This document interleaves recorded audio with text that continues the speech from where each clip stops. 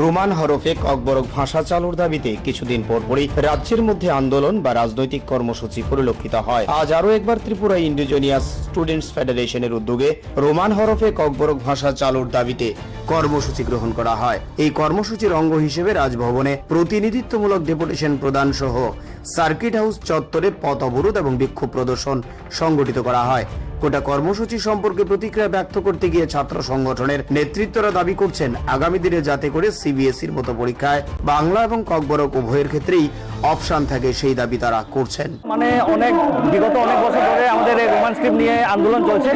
তো আমরা সরকারের পক্ষ থেকে আমরা কিছু পাচ্ছি না, এখনো আমাদের আন্দোলনে কিছু সাড়া পাওয়া যাচ্ছে না। ওর জন্য আমরা আজকে সবাই ছাত্র সংগঠন মিলে এখানে আমরা সবাই এই যে রাস্তা অবরোধ ওনাকে আমরা সবাই গভর্নমেন্টকে আমরা আন্দোলন করছি বা আমাদের আহ্বান থাকবে যে আমাদের দাবিটা থাকবে এটা আমাদেরকে তাদের দেওয়া যাবে। মূল দাবি আমাদের রোমান স্ক্রিপ্ট।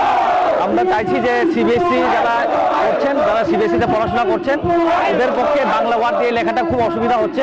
এর জন্য যাতে সরকারে আমরা চাইছি বাংলা প্লাস রোমান স্ক্রিপ্ট দুটার মধ্যে চুজেবল অপশন রাখুক, যাতে স্টুডেন্ট যাতে সুবিধা হয় তাতে ওরা চুজ করে লিখতে পারে।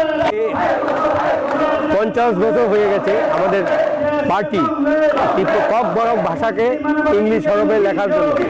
এটা সারা নর্থ ইস্টে আমরা দেখেছি, শুধু অনলি ফর ত্রিপুরা হয়নি। সেই কারণে আজকে 50 বছর ধরে আমরা আঞ্চলিক দল এই দাবি করে আসছে। তখন প্রথম ছিল উপজাতি যুব সমিতির দল, তখন তারাও জোট সরকার করেছে কংগ্রেসের সাথে, তারাও এই কথাই দাবি করে গেছে যে ইংলিশ হরফে আমরা চাই। এবং ভাষা কমিশন যখন এটা রিপোর্ট দিল, আমরা 95% লোক এই ককবরককে ইংলিশ হরফে লেখার জন্য।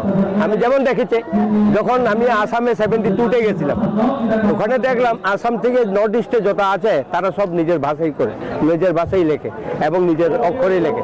তখন আমি 72-তে আসামে যখন গেছি, তখন আমি ফ্রেঞ্চে বাজারে একটা বালতি কিনতে গেছিলাম। তখন আমাকে জিজ্ঞেস করলো, আপনি কত পড়াইছে এতে? কয় হ্যাঁ, আমি মই ত্ৰিপুৰা মানুহ হয়। এতিয়া ক'ব নোৱাৰে এটা অসম হয়, অসমত থাকিলে অসম কথা মাতিব লাগে না, শিকি কিনি মাতিব লাগে। এই 72-তে যদি তারা ভাষার জন্য এত পাগল, এত করতে পারে, সারা ভারতবর্ষের এই নর্থ ইস্টের মধ্যে আমরাই এখন মানুষের পেছনে আছি, আমরা এই ত্রিপুরায়। আমি দেখলাম মিজোরামে দেখলাম, নাগাল্যান্ডে দেখছি, তারপরে আপনার মণিপুরেও দেখেছি। এই আর কি। আমি নিজে আমার 73-তে আমার ড্রাইভিং লাইসেন্স দিয়েছে। তখন একজন ভদ্রলোক এস দাস বলে, উনি বাঙালি ভদ্রলোক, অফিসে আমাকে কথা বললো আসামিজ কথা দিয়ে, এতে অসমত থাকিলে অসম কথা মাতিব লাগে নি। সেই অফিসত মই অসমৰ কথা মাতি লাগে। আমার লগে আমি ওনাকে বললেন, স্যার আপনি একজন ইন্সপেক্টর, হ্যাঁ ভেহিকেল ইন্সপেক্টর, আপনি বাঙালি কেন আসামিজ কথা বললো? উনি বললেন না, এখানে তো বাংলা চলে না। 73-র কথা।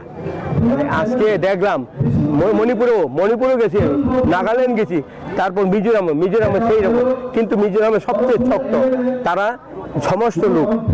মিজোরামের সমস্ত লোক তারা ইংলিশ হরফে লিখতে পারে, কিন্তু ইংলিশ ভাষা বলতে পারে না।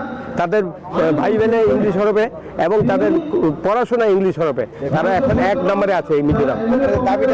আমাদের দাবি ইংলিশ হরফে আমাদের এই ককবরক ভাষাটা ইংলিশ হরফে লেখা হোক এবং পড়তে চাই। Bureau report, Tripura news 8।